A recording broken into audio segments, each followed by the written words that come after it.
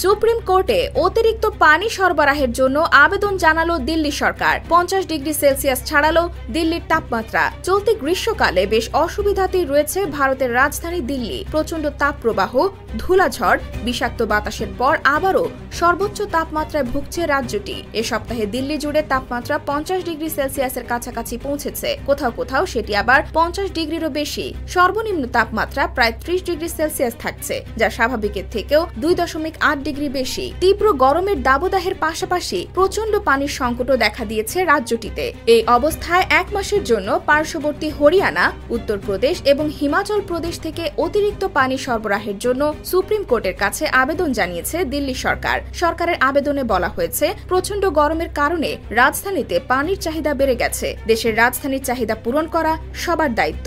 দিল্লির বিভিন্ন এলাকায় জনগণ এখন তীব্র পানি সংকটে ভুগছে। প্রচণ্ড গরমে অন্তত 1 বালতি পানির আশায় মানুষ দীর্ঘ সারিতে অপেক্ষা করছে। কিন্তু এই বিশাল জনসংখ্যার চাহিদা মেটাতে ব্যর্থ হচ্ছে দিল্লি সরকার। রাজ্যের আবহাওয়া অফিস জানিয়েছে, রাজধানীতে আগামী কয়েকদিন তাপপ্রবাহের অবস্থা অব্যাহত থাকবে। তাই মানুষকে বাইরের তাপের সংস্পর্শ থেকে দূরে থাকার এবং পর্যাপ্ত পানি পান করার পরামর্শ দিয়েছে আবহাওয়া প্রশাসন। এর আগে গত বুধবার আম আদমি পার্টি নেতৃত্বাধীন দিল্লি সরকার পানির অপচয় বন্ধে 2000 টাকা জরিমানা আরোপ করেছে।